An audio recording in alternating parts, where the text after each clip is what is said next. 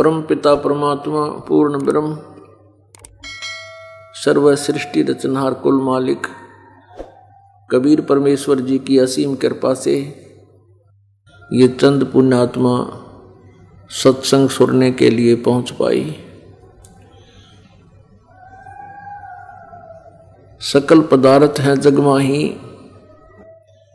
और कर्महीन नर पावे नाही। परमात्मा पूर्ण ब्रह्म सारी सृष्टि के रचनहार कबीर देव जी ये हम सभी आत्माओं के एकमात्र मालिक हैं। ये हमारे अपने हैं। अपनों का दुख अपने को ही होता है। ये काल जिसको हम अपना मालिक मानते हैं, क्योंकि हम अपने कर्मों के कारण, अपनी गलती के कारण इस काल के पराधीन हो गए। अब ये जैसे भी चाहता है वैसे हमारी नाच नचा रहा है, वैसे हमें कष्ट दे रहा है। और उसको कष्ट देने का उद्देश्य ये भी है कि वो हमें जितना दुखी करेगा उतना ही हमारे पिता को कष्ट होगा। इस निकम्मी आत्मा ने स्वयं वहां गलती की थी। एक पैर पे खड़ा होकर इसने 70 युग तप एक किया, 70 युग एक किया, 64 युग एक किया। परमात्मा के बार बार आकाशवाणी करने पर भी सतर्क नहीं हुआ। फिर भी उस दयालु ने इसको वहीं सतलोक में स्थान दे दिया था कि तू एक कोने में यहाँ पड़ा रहे अपने 21 ब्रह्मांड लेकर। इसने जो डिमांड की थी कि मुझे स्थान अलग दे दो। फिर हमने गलती की थी कि हम परमात्मा की आज्ञा की अवहेलना करके अपने मालिक से, हम अपने मूल मालिक से, अपने स्वामी से हम अपना हृदय हटाकर इस काल के साथ लग गए। ये खड़ा होकर तपस्या कर रहा था, हम सभी आत्मा इस पर आसक्त हो गए। जैसे ये हीरो और हीरोइन चटक मटक करते हैं अपने पेट के लिए, और ये भोली आत्मा जवान बच्चे उनको पता नहीं हृदय से चाहने लग जाते हैं। और यदि वो आ जावे आसपास किसी शहर में उसको देखने के लिए, हजारों की संख्या में नो खड़े हो जाके कुछ लेना एक ने देने दो, तो ये बीमारी हमारे वहां से लगी थी। तो हम परमात्मा को भूलकर, अपने पति को, अपने स्वामी को भूलकर हम इस नकली पति, इस नकली स्वामी पर आसक्त हो गए।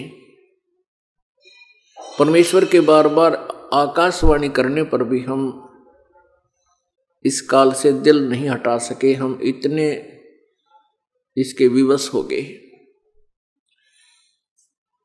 इस काल ने डिमांड की थी, परमात्मा मुझे कुछ जीव दे दो। परमेश्वर ने हमसे स्वीकृति ली थी।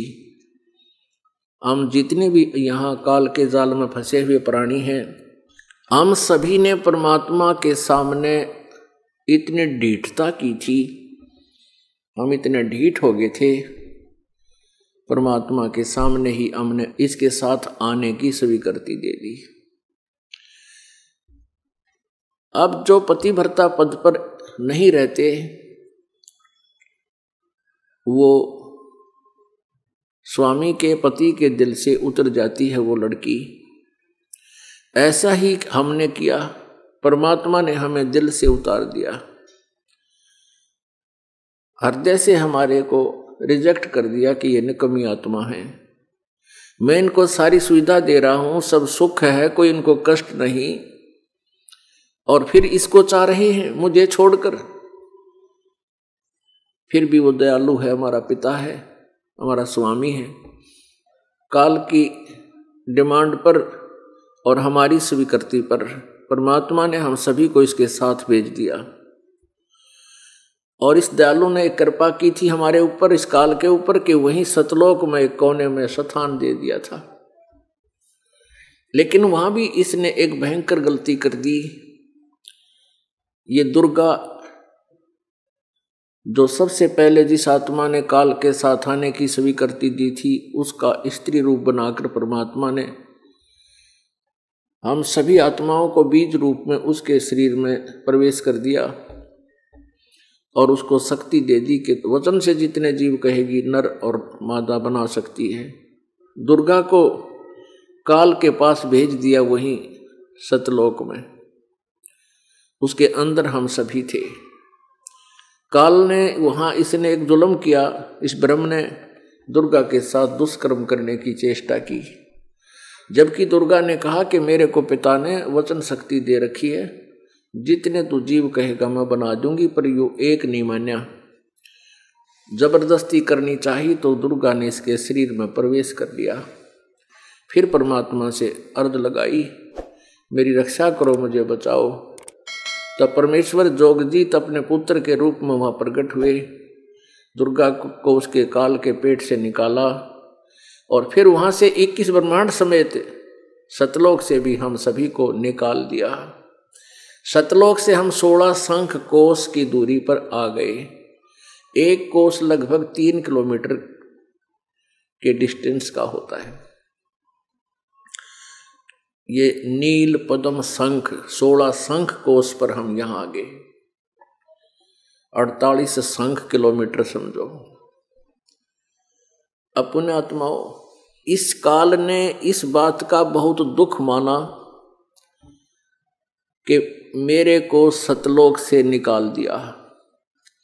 अब मैं इन जीवों को इतना तंग करूंगा कि परमात्मा इनके दुख में दुखी रहेगा, चैन से नहीं रहने दूंगा।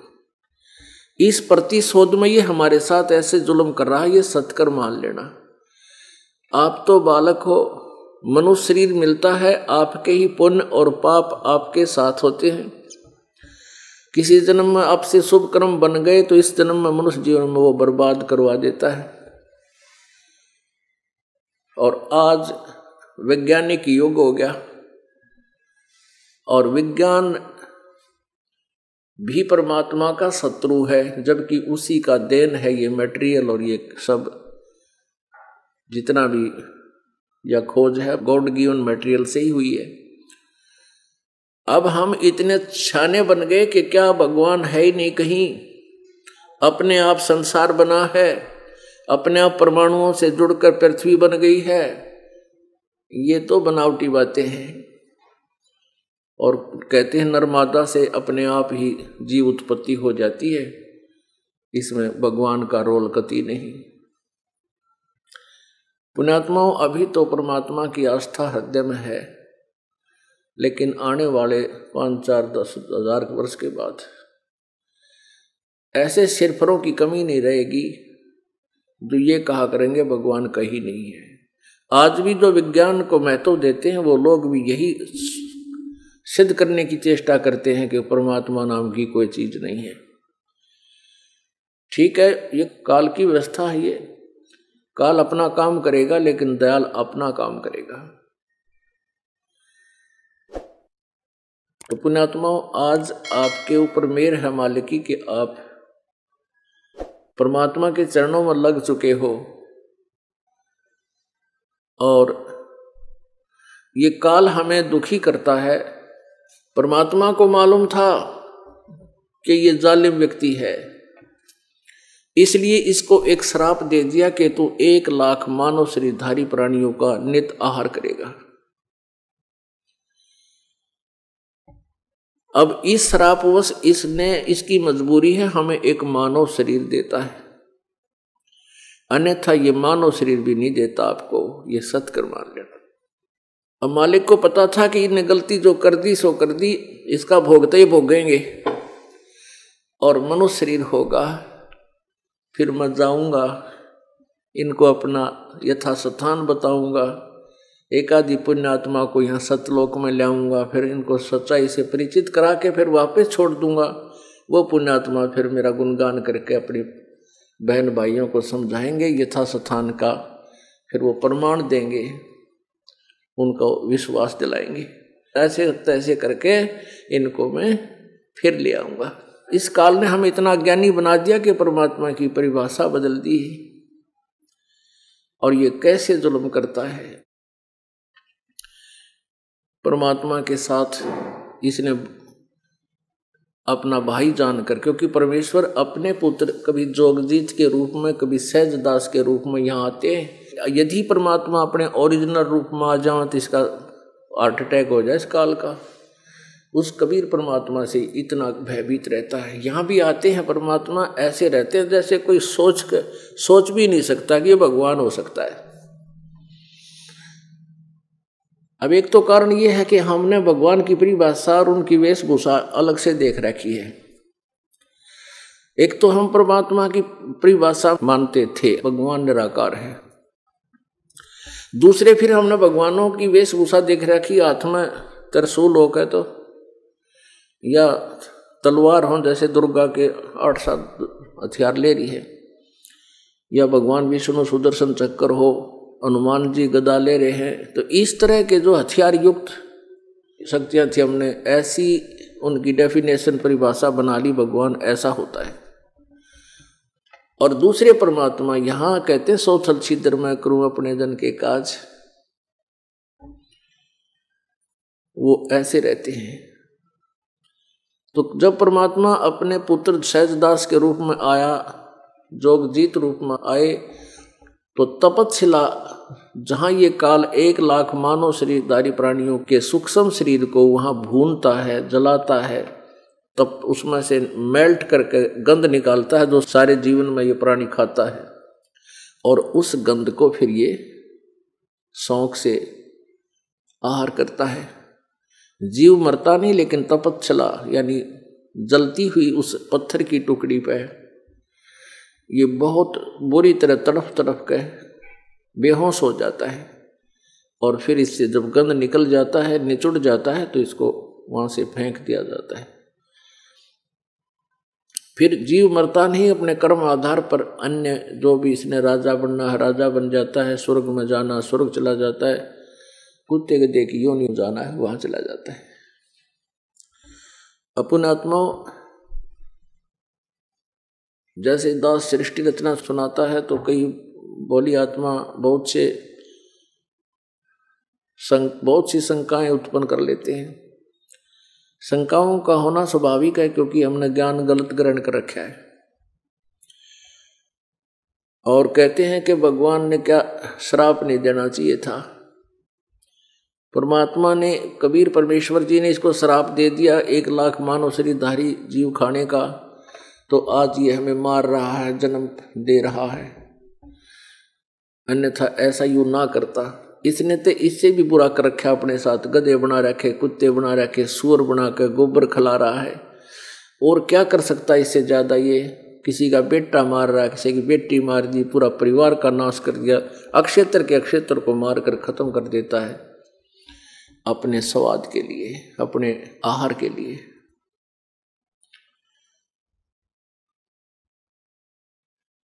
पुण्यात्मा, सौभाग्य है आपका कि आप जी इस बिचली पीढ़ी में जन्मे हो, मानव शरीर है। अक्षर ज्ञान परमात्मा ने आपको करवाया है, ये अनिवार्य था, अन्यथा इस अक्षर ज्ञान की हमने कतई जरूरत नहीं थी।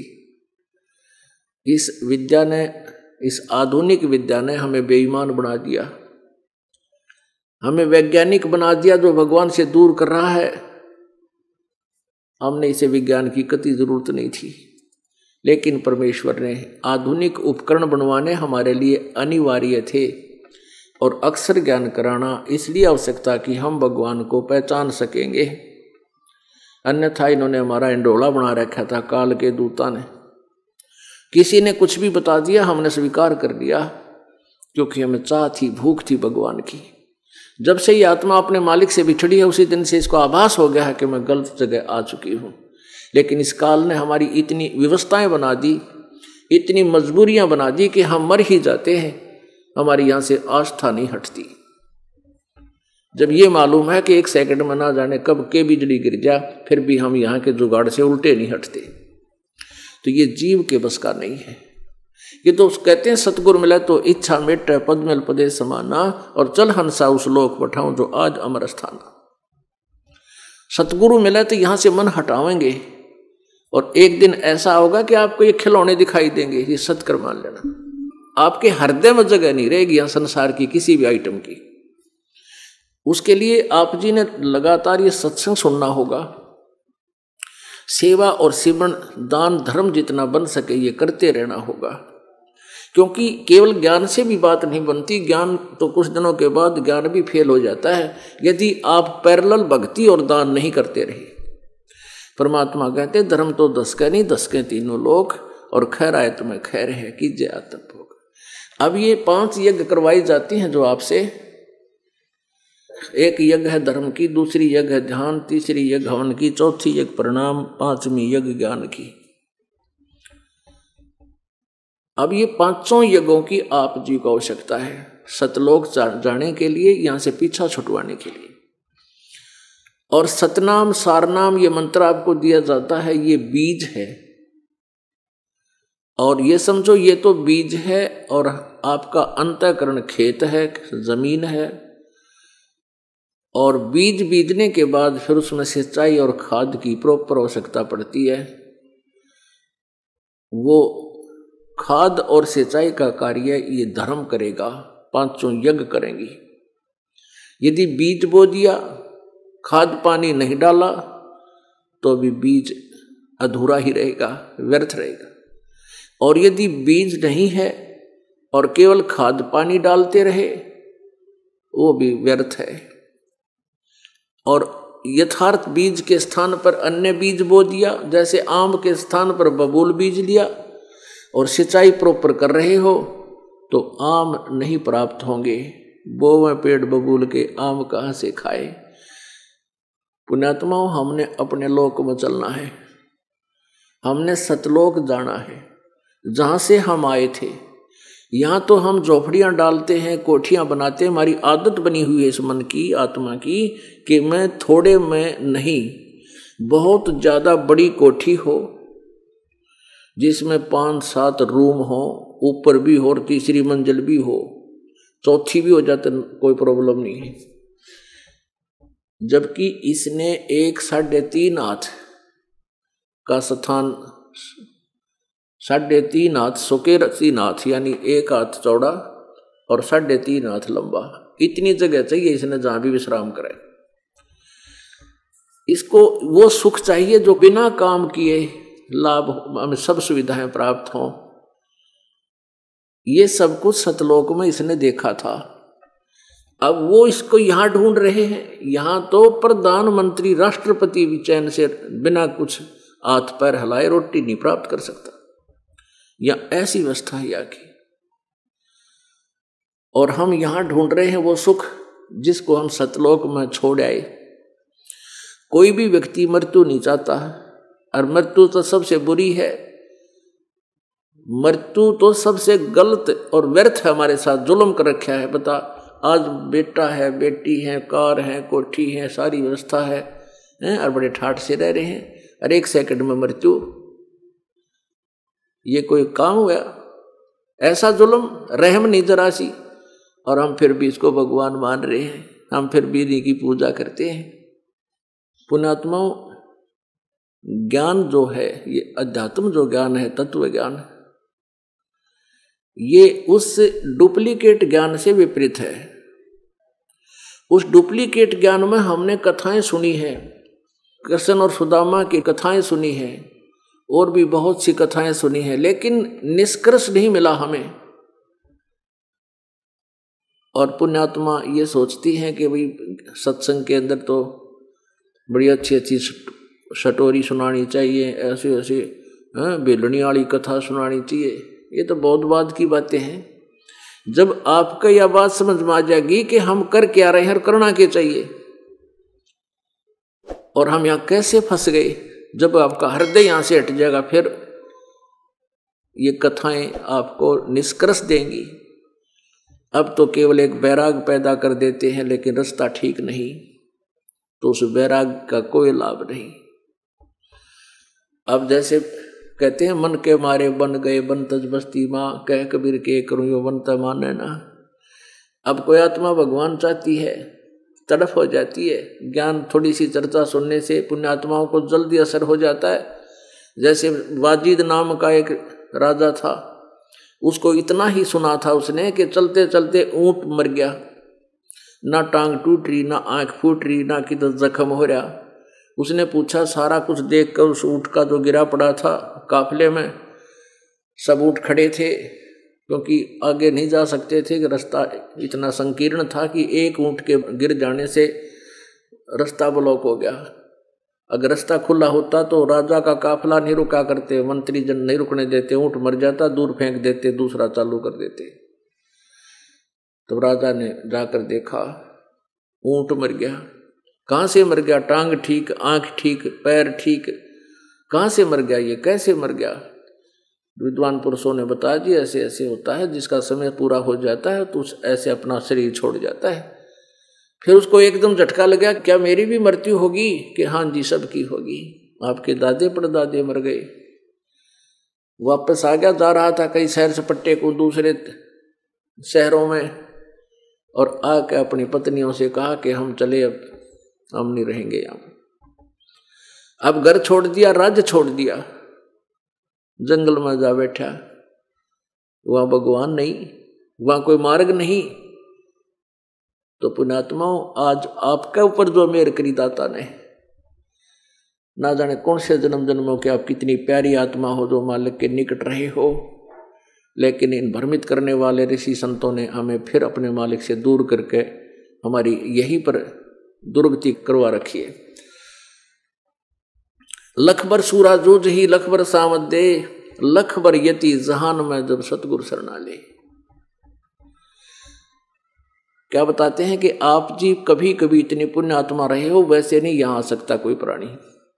और कोई आ भी जाता है तो उसका भी सौभाग्य, कोई संस्कार अच्छा है, धीरे धीरे उस पर भी रंग चढ़ जाएगा और वो भी, उसकी भी भक्ति स्टार्ट हो जाएगी। लेकिन आप जी जो अब फर्स्ट में आ रहे हो, ये बहुत पुण्यात्मा हो।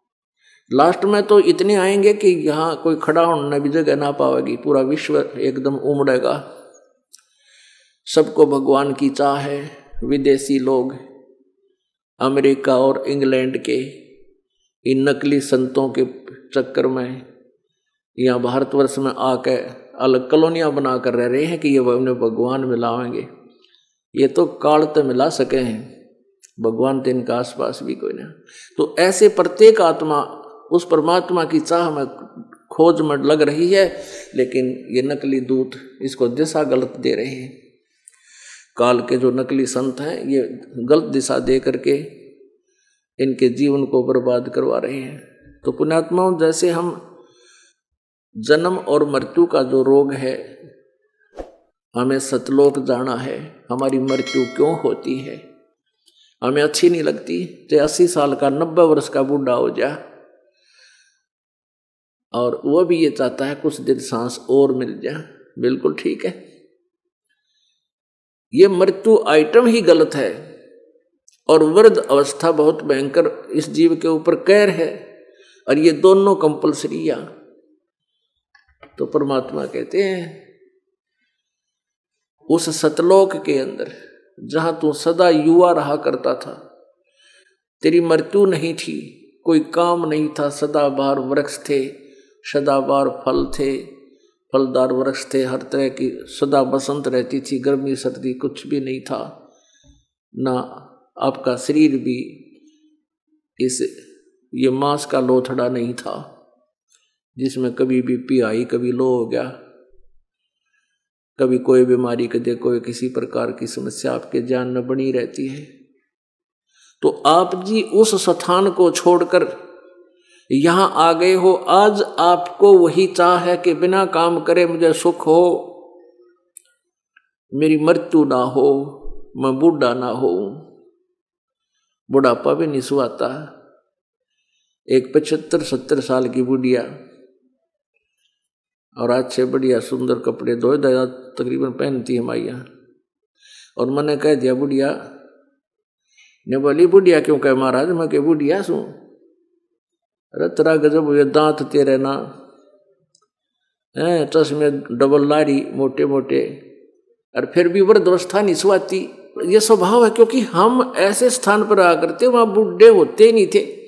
हमने ये जो यहाँ हमारे साथ हो रहा है ये अच्छा नहीं लगता, ना मृत्यु अच्छी लगती। तो ये समस्या यहाँ तो बनी ही रहेगी। इस समस्या का समाधान तो केवल सतलोक में ही हो सकता है, और वहां जाने के तरीके हैं।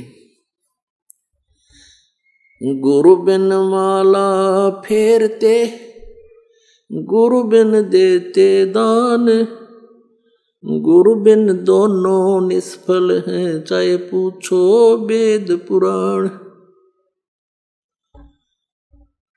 अब गुरु जी के बिना भक्ति आपकी सफल नहीं हो सकती।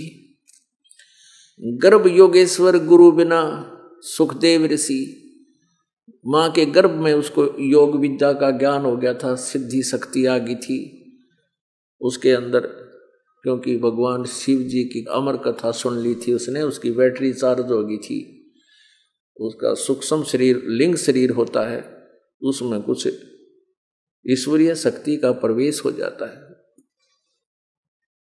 जब वो माँ के गर्भ से बाहर आया तो 12 वर्ष तक माँ के गर्भ में रहा था। वो बाहर आते ही और आकाश में उड़कर चल पड़ा, उसमें उड़न की सिद्धि थी। कुछ दिनों के बाद सब पता चला तो विष्णु जी के लोक में जाने लग गया। पहले स्वर्ग लोक में जाता था, फिर विष्णु लोक में चला गया। विष्णु के लोक में इसलिए नहीं रखा क्योंकि उसका कोई गुरु नहीं था। विष्णु जी ने कहा, पुत्र गुरु बनाकर आप यहाँ आ सकते हो, बिना गुरु वाले को यहाँ स्थान नहीं हमारे होटल में, रेस्टोरेंट में, यानी स्वर्ग में। अब पुण्यात्माओं, इस काल ने हमारे साथ ऐसा जुल्म कर रखा है, ऐसा जुल्म कर रखा है, ऐसा मूर्ख बना रखा है कि हम भक्ति करते हैं, भक्ति की चाह है, परमात्मा की जरूरत है हमें। और पहले हमारी क्या सोच थी, ये देखा करते कि आपके गुरुजी गृहस्थी हैं या सन्यासी, तो हम सन्यासी को ज्यादा पसंद करते थे, जो है बाल ब्रह्मचारी हो, शादी ना करवा रखी हो। तो ऐसे ये समस्या काल ने हमारे सामने पैदा कर रखी है, हमारे को भ्रमित कर रखा है। हम गृहस्थी और हम गुरु बनावे ढूंढ के जो ब्रह्मचारी हो, और उसका हम आदर करते थे।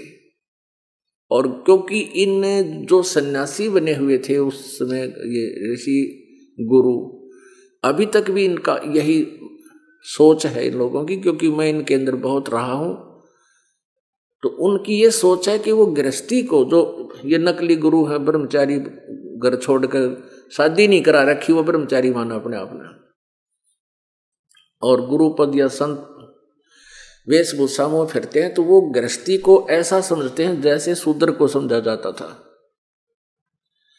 तो ऐसे वो अपने वचनों में भी यह कहते हैं कि गुरु गृहस्थी है, वो गुरु नहीं होता। अब हमें पता चला कि ये तो सारी ये उल्टी कहानी थी, सारी कथा उल्टी सुना रखी थी। इसी आधार से ये सुखदेव नाम का ऋषि बाल ब्रह्मचारी 25 साल का हो गया, 30 वर्ष का, और स्वर्ग में चला जाता अपनी सिद्धि से। एक सिद्धि आकाश से उड़ जाई तो स्वर्ग में जाता था। स्वर्ग का इंद्र भी अपनी गद्दी छोड़ देता था इसके लिए, इतना आदर देता था, और ऋषि देव भी वहां उनका बहुत सत्कार किया करते थे। अब इसी भूल में एक दिन ये विष्णु लोक में चला गया। वहां पहरेदारों ने, क्योंकि प्रत्येक लोक में, जैसे विष्णु जी के लोक में, शिव जी के लोक में, ब्रह्मा जी के लोक में, दुर्गा जी के लोक में, ब्रह्म लोक में, इन सभी में अलग से एक स्वर्ग स्थान है, एक होटल है, रेस्टोरेंट है जिसको स्वर्ग कहते हैं, और अलग सृष्टि और है। जैसे आम गृहस्थी रहते हैं ऐसे वहां भी जीवन है, देवता पद प्राप्त करके वहां रहते हैं प्रत्येक विष्णु का उपासक विष्णु जी के लोक में। तो जैसे यहाँ सृष्टि है ऐसी ही ऊपर के लोकों में, यहाँ जैसे एक अलग से रेस्टोरेंट बने हुए होते हैं बड़े बड़े शहरों में, तो उन रेस्टोरेंटों में एक विशेष आनंद लेने के लिए ये धनी लोग जाते हैं। तो ऐसे ही वहाँ एक स्वर्ग बना हुआ है। तो जिसने अपने कर्म घने जल्दी बिगाड़ने हो, खराब करने हो पुण्य, तो वो स्वर्ग में धक्के खाते हैं। वहाँ विष्णु लोक में भी अलग से है, वो कर्म फोड़न की जगह नाचने गाने पुराने के बुरा हाल और सब बकवादे उसमें है। तो विष्णु जी के लोक का जो सबसे सुंदर अच्छा रेस्टोरेंट है, सब अच्छा स्वर्ग बताया। और ये सुन लिया सुखदेव ने, तो सुखदेव जी ने सोचा उस बढ़िया रेस्टोरेंट में रुक कर आवांगे कई दिन तक। ये वहां पहुंचा, वहां के पहरेदारों ने इस ऋषि को अंदर प्रवेश नहीं होने दिया और कहा ये इंद्र के लोक में स्वर्ग में जाता था तो इसके आगे सलूट लगते थे वहां के देवताओं के, और वहां बैठ गया चपड़ासी की तरह हो। इसको बड़ा अफसोस हुआ और इसने जिद पकड़ ली, अहंकार बना लिया। कहने लगा भाई मुझे क्यों नहीं जाने देते अंदर। उन्होंने कहा जी आपका गुरु नहीं है और भगवान विष्णु का आदेश है बगैर गुरु वाले व्यक्ति को यहां रहने का आदेश नहीं है। और गुरु भी पूरा हो, नकली गुरु से नहीं, किसी ने गुरु बना ले रहा बैठा स्वर्ग में, या नहीं टिकने देंगे। कहने लगा मैं तो अंदर जाऊंगा नहीं तो ये बैठ गया, या मेरी विष्णु जी से बात कराओ।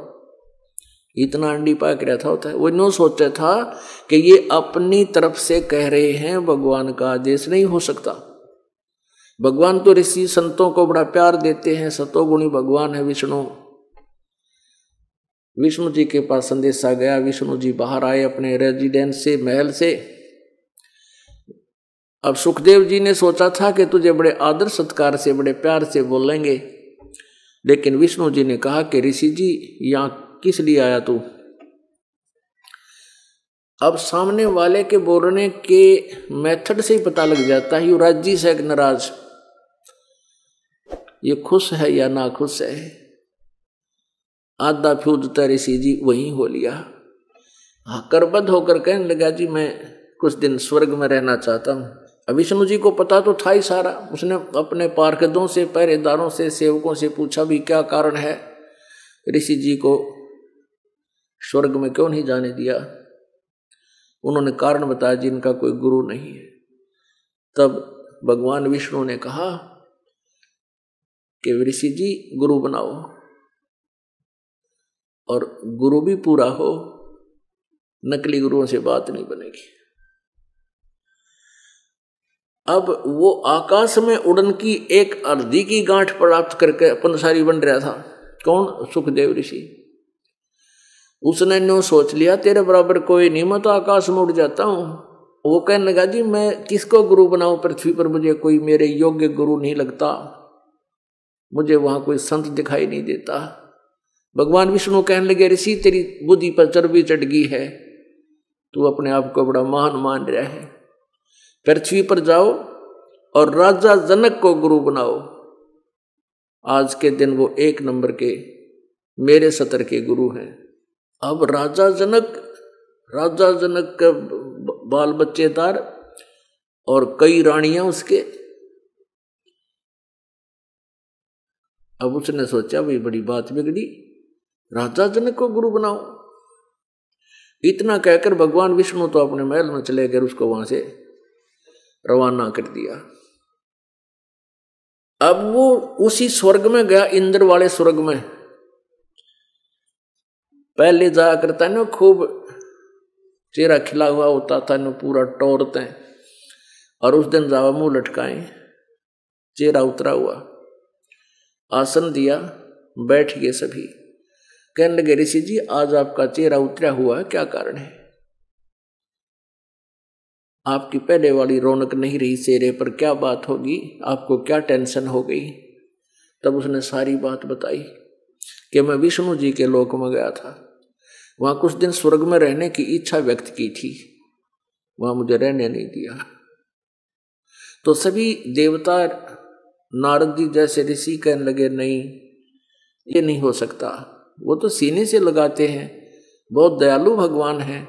ऋषि जी बात बता कहाँ बिगड़ रही है, कोई और कारण है, आप वो छुपा रहे हो। तब उसने बताया सुखदेव ने कि मैं भगवान ने इसलिए मुझे वहां नहीं रहने दिया कि मेरा गुरु कोई नहीं। तो इस बात से वो सभी अक्षुब्ध हो गए जो उसके ऋषि वहां बैठे थे, संत देवता।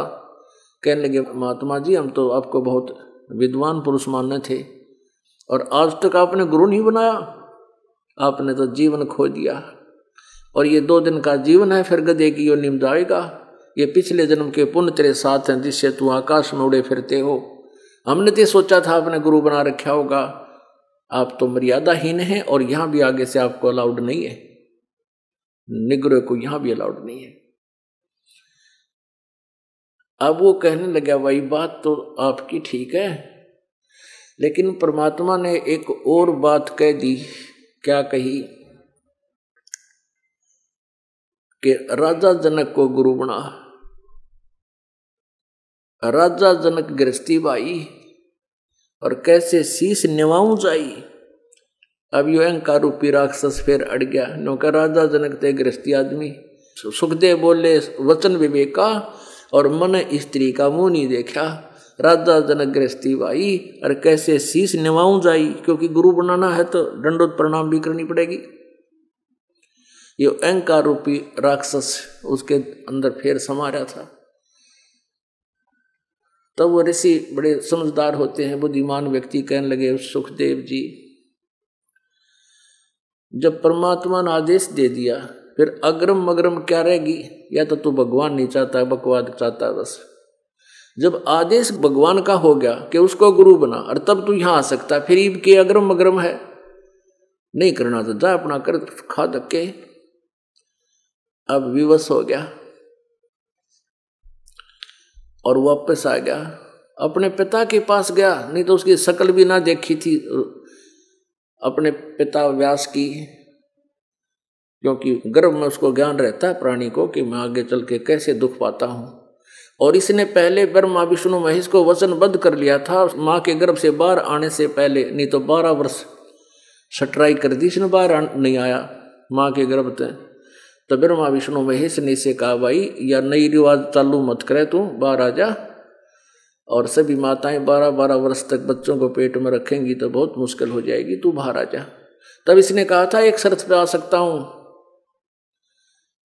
आप अपने ये इंजेक्शन मत लाइयो मेरा, ये इंजेक्शन मत लगाना, ये अपनी त्रिगुणमयी माया को रोक लेना, मैं बाहर आऊं तब तक। तब ये कहने लगे भाई इतनी देर तो हम भी नहीं रोक सकते इसने, क्योंकि हमारे बस की बात नहीं, हमारे को तो ऐसा रच रखा है। पर हम इतनी देर ये यानी फ्रिक्शन ऑफ सेकंड रोक सकते हैं, इससे ज्यादा हमारे बस का नहीं, हम इस प्रेशर ने रोक लिया आपने ने। तो इसने कहा कि तुम इतनी देर रोक दो। उन्होंने इतनी देर मुश्किल से रोकी, तभी वो एकदम मां के गर्भ से बाहर आया और अपनी और नाल को कंधे पे घेर कर चल पड़ा। और व्यास कहता रहा बेटा बेटा मुझे दर्शन तो दिखा दे, अरे स्वर्ग तो दिखा दे, तेरी आस में हम बैठे थे बेटा होगा। तो कहने लगा ऋषि जी अब मुझे सब ज्ञान हो गया और एक लेवा एक देवा दूतम, कोई किसी का पिता नहीं पूतम, जो तो ऋण संबंध जुड़ा एक ठाठा, अंश में सब 12 बाटा। सुखदेव कहने लगा ऋषि जी ना जाने कितनी बार तू मेरा बाप हो लिया, ना जाने कितनी बार मैं तेरा बाप हो लिया, ये तो बूंदी बीमारी है। अब मैं अब फंसो नहीं इस जाल में, क्योंकि ममता बन जाती है परिवार के अंदर। ममता बन जाने के डर से उसने आकाश में उड़कर चल पड़ा। और फिर जब इसका समस्या आई तो पूछा, उन्होंने कहा कि तू अपने ऋषियों ने कहा कि अपने पिता से पूछ ले, बड़े विद्वान पुरुष हैं व्यास जी। व्यास जी के पास गया सुखदेव और कहा पुत्र आजा, तेरी बहुत इंतजार थी मुझे, मेरी आत्मा खुश होगी अपने पुत्र को देख के। ये मोह इतना जबरदस्त होता है जीव का, इस काल ने जकड़ रखा हमारे को।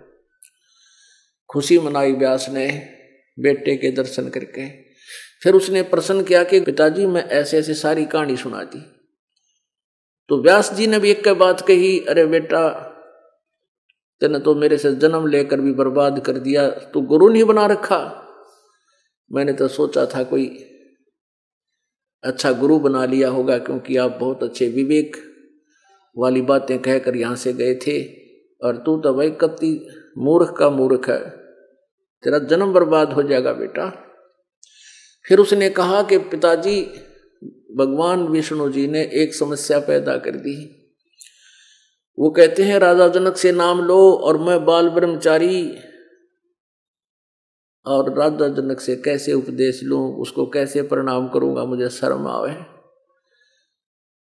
अब व्यास जी बड़े बुद्धिमान व्यक्ति थे, कहने लगे बेटा जब परमात्मा का आदेश है तू अवहेलना कर रहा है, अब यहां से चला जा, तो मेरा कुछ नहीं लगता, खड़ा हो ले बस यहां से। अरे तू भगवान से बड़ा बन गया अपने आप में। अपने आत्माओं, ये छोटी सी जादूगरी पाक आकाश में उड़ जाने वाली फूला नहीं समा वो बोली आत्मा।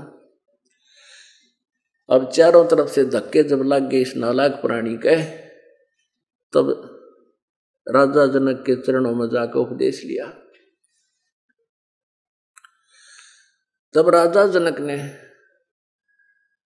एक लीला की, अपनी पत्नी से कहा कि नौकरानियों को कहो एक चूल्हे पर गर्म पानी करें और कढ़ाया रख दें, उस पर कढ़ाया पानी के, जलेबी तारण के कढ़ाई बड़ा, और उसको भरकर चूल्हे में लकड़ी डालकर इतना उबाल दो जैसे कति फूल उबल जाए, चाय बना कर जो जैसे। और कहा कि इसके साथ में पटड़ा डाल दे, मैं नहाऊंगा। राजा जनक के पास सुखदेव ने जाकर प्रार्थना की कि मुझे उपदेश दो। राजा जनक ने पहले तो मजाक समझा, लेकिन फिर वो उसकी आंखों में आंसू देखे, फिर मान गया कहाँ जिसकी बुद्धि ठिकाना आएगी। उबलते हुए कढ़ाई, जो पानी उबल रहा था उसके पास में नहाने के लिए पहले पाटड़े होया करते लकड़ी के, वो डलवा लिया। और कहते हैं राजा जनक के 10,000 रानियां थी, उनमें जो मुख्य थी पटरानी होती है, वह उससे कहा कि आप मुझे स्नान कराना। अब पहले बहुत सेवा किया करती थी अपने पतियों की ऐसी पत्नियां, एक ऐसा नियम सा बना हुआ था। उस उबलते हुए पानी के कढ़ाई, जल के कढ़ाई के पास पाटड़ा डाल लिया, नहाने का पात्र, और सामने सुखदेव बैठा दिया, बैठ गया सामने, एक चादर बिछा रखी, कंबल बिछा रखा, जमीन पर बैठ गया। अब उसकी पत्नी के करे उस उबलते कढ़ाई में से जल का लोटा भरे और राजा जनक के सिर पर गिरे चोटी में, और अपने हाथा ते नुआवे। नो पानी क्यों नुआओ जब हाथा भाई पड़े गेल की गेल। और सुखदेव न्यू करे, अब पानी डालने राजा जनक पर उबलता हुआ, और सुखदेव न्यू करे कि जड़ेगा भी। अब राजा जनक ने कहा कि हे ऋषि ब्रह्मचारी, मेरे स्नान करने के बाद मेरे शरीर पर जो पानी डाला जा रहा है और ये बह करके नीचे गटर में से जा रहा है, मोरी में कह व्यास के पुत्र, इस मेरे नहाने के बाद जो जल नीचे चलेगा तो इसमें उंगली देकर दिखा दे, मैं मान जाऊंगा तो किसा बाल ब्रह्मचारी और सिद्ध पुरुष है। नो बोला ना, मैं ना दूं, मेरी तो सारी आंगली जल जा, इतना गर्म है ये। यानी स्नान शरीर पर जल डालने के बाद तो 40% ठंडा हो जाता है, और वो उस पर से जाकर नाली में बह कर जा रहा है, और उसमें भाप उठती जा। राजा जनक कहने लगा व्यास के बेटे, तू बाल ब्रह्मचारी दे, इसमें उंगली दे दे। ने बोला मैं ना जो उंगली, कति जल जाए मेरी सारी, खत्म हो जाए मेरी उंगली, इसमें ढूंढी नहीं मिलेगी। राजा बिहंस दे जब तारी, और मुझे स्नान करावे नारी, तो तेनों का मैंने नारी का मुंह नहीं देखा, और मैं गृहस्थी और 10,000 रानी मेरे, और मैं नहीं जल रहा, तू बाल ब्रह्मचारी डाल इसमें हाथ। तो उसने कहा नहीं। तो क्या बताते हैं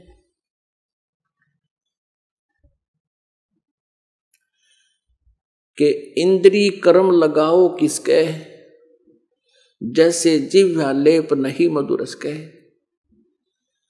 ऐसा योग कमाया पुता, क्या हुआ जो इंद्री धूता।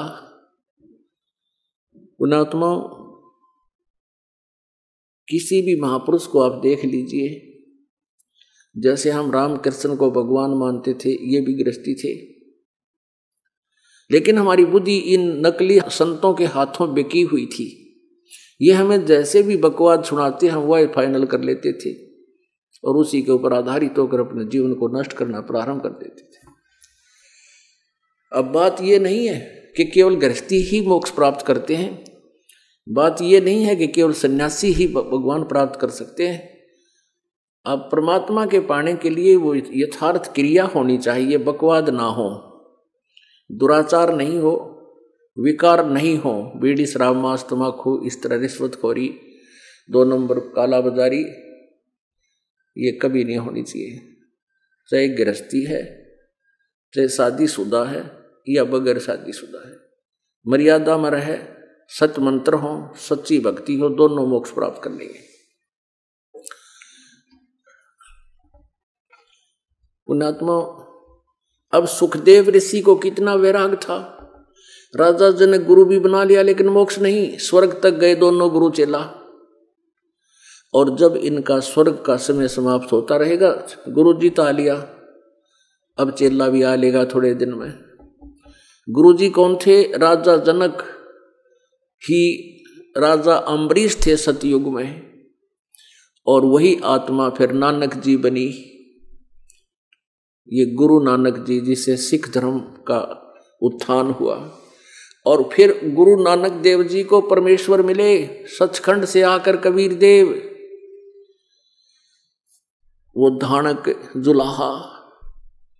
तब नानक जी उस आत्मा का कल्याण हुआ जो सतयुग में राजा अम्बरीश थे, बहुत अच्छी साधक थे, और राजा जनक थे जो सीता जी के मुंह बोले पिताजी माने जाते हैं। वही आत्मा फिर नानक जी हुई, और नानक जी का कल्याण तब हुआ जब परमात्मा की यथार्थ भक्ति प्राप्त हुई।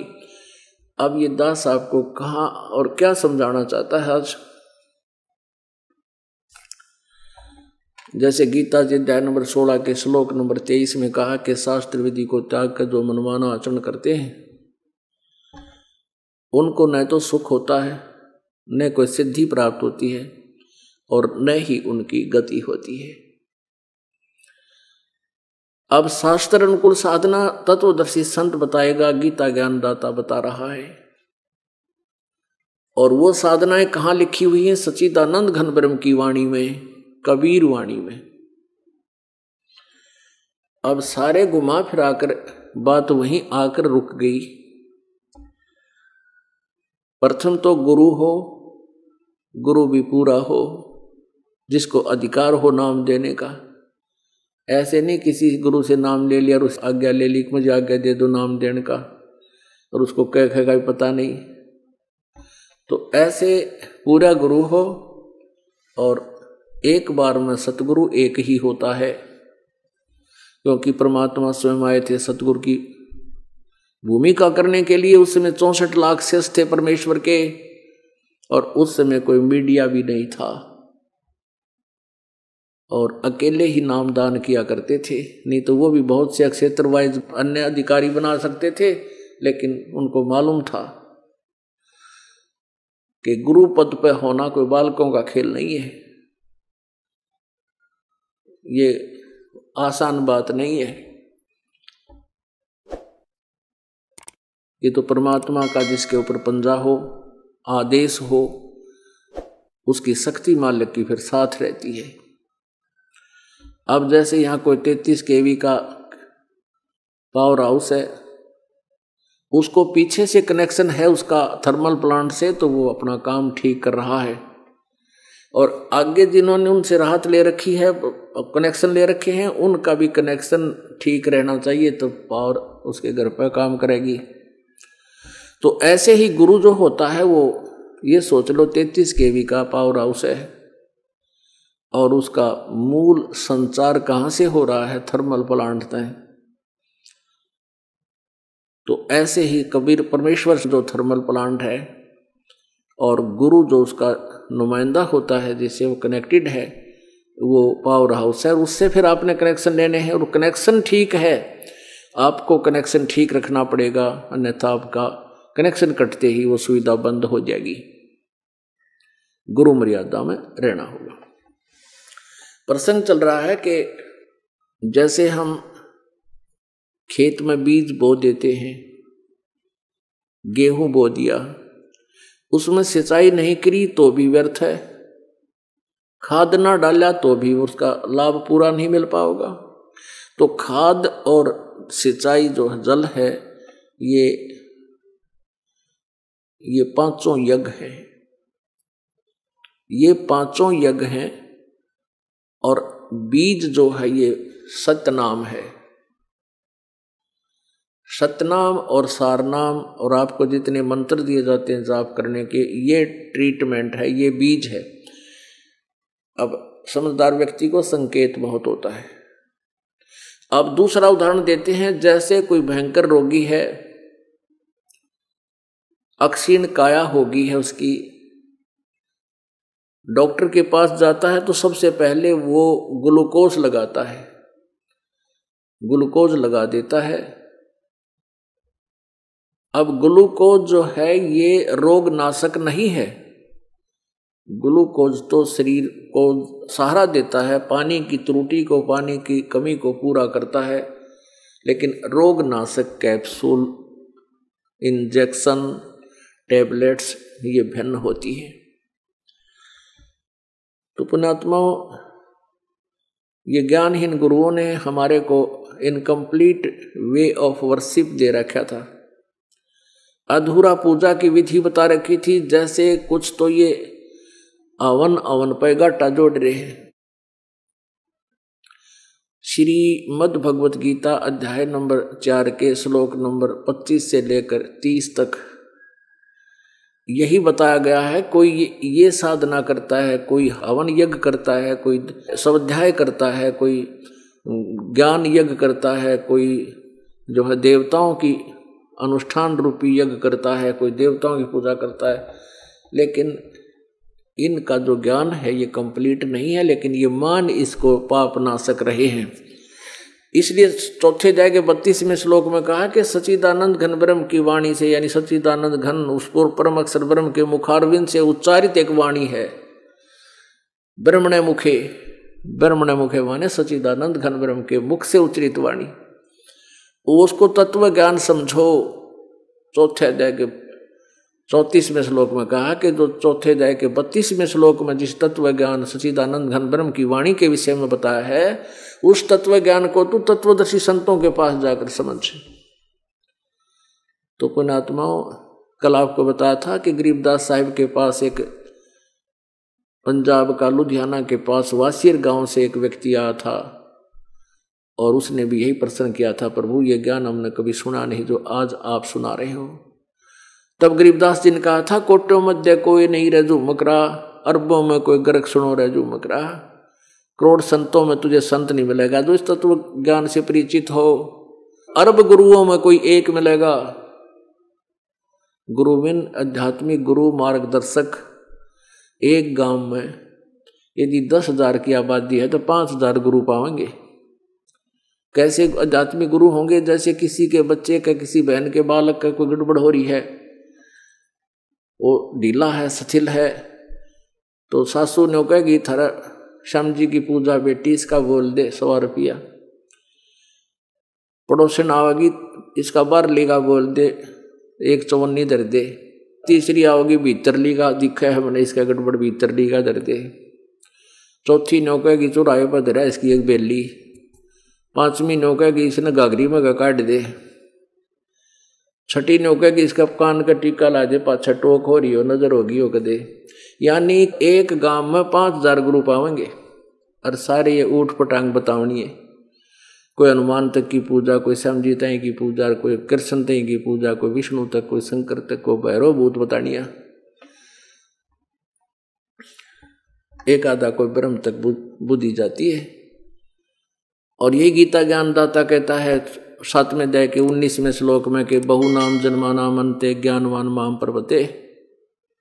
बहुत बहुत जन्मों के अंत में कोई ज्ञानी व्यक्ति मेरी ब्रह्म तक साधना करता नहीं और इन अन्य देवता उलझे रहते हैं। और वासुदेव सर्वमिति स महात्मा सुदुर्लभ है कि वासुदेव यानी परम अक्षर ब्रह्म ही